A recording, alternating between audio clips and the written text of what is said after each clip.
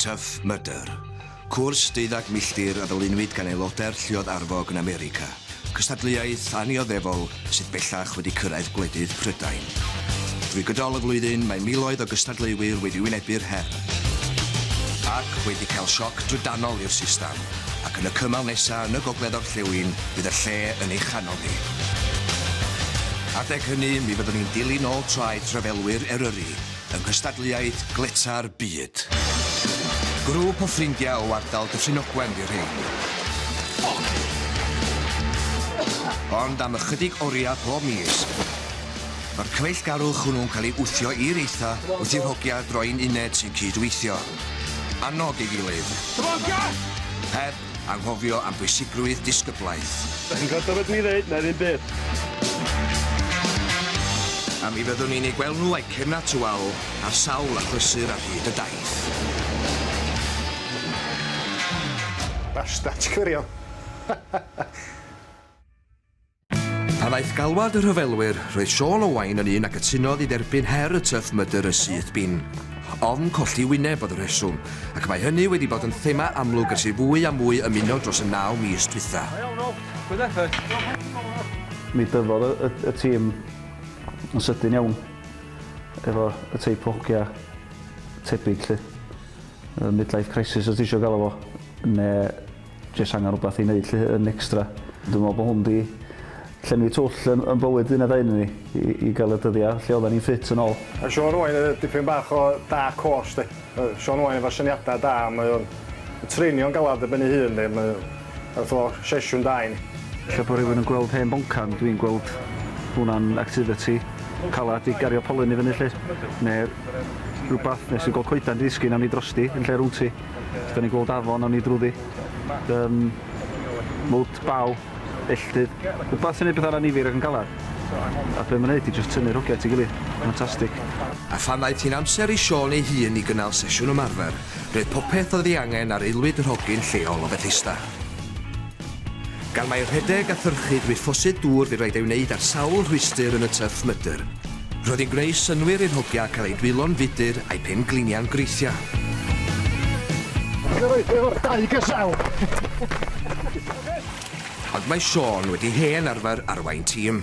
Dwi'n gweithio i coleg Menai efo pobl ifanc sydd ddim mewn gwaith na ddim mewn y math o hyfforddiant. A dwi'n job i mewn ffordd ydy gael nhw i edrych ar ei bywydau lle maen nhw eisiau mynd efo hynna'n. A trio motivatio helpu nhw i gyrraedd rhyw fath o gol ac ymwystera. Dwi yma heddiw efo 6 o hogia ifanc. Da ni'n ail wneud y llwybra cerdded yma yn Parc Dingle yma yn Llangefni. Mae eisiau tynnu'r hen decking i gyd o'na a gosod plancia newydd i fewn efo non-slip. Wedyn mae'n brosiect handi i gael yr hogia i mynd i dwylo yn bach a bod allan yn awyr iach. OK, Ben, stop everything mate there and let all of us take nails out. Mae'n berig yma.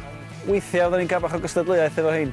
Faint o bresybs fydden ni'n neud tam y cyntaf. Dim maen nhw'n gweld bod yna henogiaeth a fi'n gallu dal i fynd dim bach. Yr hogia mae'n cael sioc weithiau. Felly, oes na botensial yma am aelodau newydd i'r Snowdonia Warriors? Na, dwi'n meddwl. A thra fod rhai yn brysur wrth ei gwaith, mae gan Dewi Rhys syniadau eraill. Heddiw yma, o'n i'n gweithio ochr a gair, a buodd i fyny oedd arwydd yr Tough Mudder yma. A nes i troi i'r chwith heibio'r arwydd, a stopio yn y tŷ yma lle o'n i'n checio'r job. A bydd oedd y hewrigan i drws, dyma fi'n gofyn thi os na fama oedden nhw'n neud y Tough Mudder, a dyma hi'n dweud, ia, mae'r mwgia gwirion ma'n rhedeg rownd yma.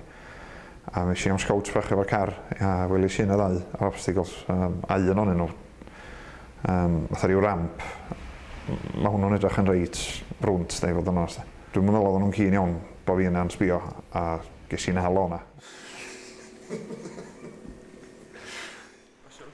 Mae mis Tachwedd wedi cyrraedd, ac ond wythnos i fynd tan y gystadleuaeth.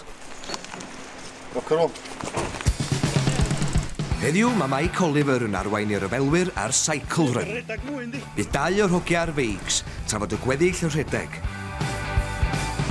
Job yr eidwyr fydd pasio'r rhedwyr cyn gadael y beig 200 llath o'i blaenau nhw a newid drosodd.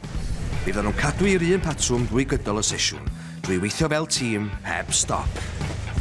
Mae mynd am 11 milltir ar dir serth Nant Francon yn ddigon i dorri calon unrhyw ddyn.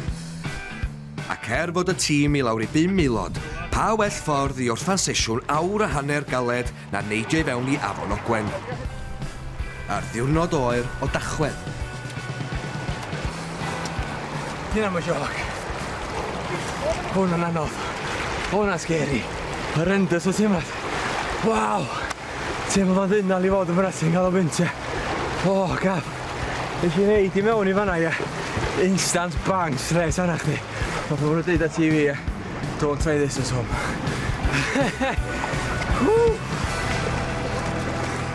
Wow, boys.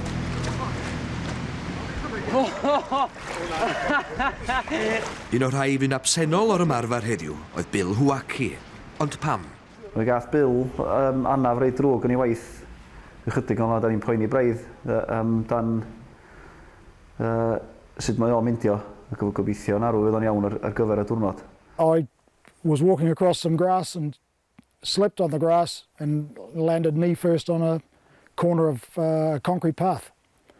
And it split the kneecap open, had 22 odd stitches. It wasn't ideal timing, but I guess nothing is. Bydd rhaid aros i weld os ydy'r gêm ar ben i Bill, ond mae'r tîm wedi cyfarfod am y tro ola, a misoedd o galedu wedi arwain at un diwrnod mawr. Edrych ymlaen, man. Yn edrych ymlaen at yr hewl. Dwi'n bersonol yn dyna i gael uffar amser da. Da ni wedi dechrau fan ein gwirionaf, so dwi'n gwybod os fydda ni fynd yn waith na bydda ni wedi gwneud. Mae'r elements yn erbyn ni. Tos am ffasiwn beth a ymarfer i gael 10,000 volt electric shock. Dwi'n meddwl dwi'n gyd yn y pen. Da ni gyd i goroseinio death disclaimer. Os gynnwch chi rhyw fath o ddawd, jyst cad eich di dy hun. 100% o ffydd yn yr ogia. Pwy fydd yn ennill yr hawl i alw ei hun yn Tough Mudder? Wythnos nesa ar y lle. Do, ges i absolute sgêl. Yn mwyn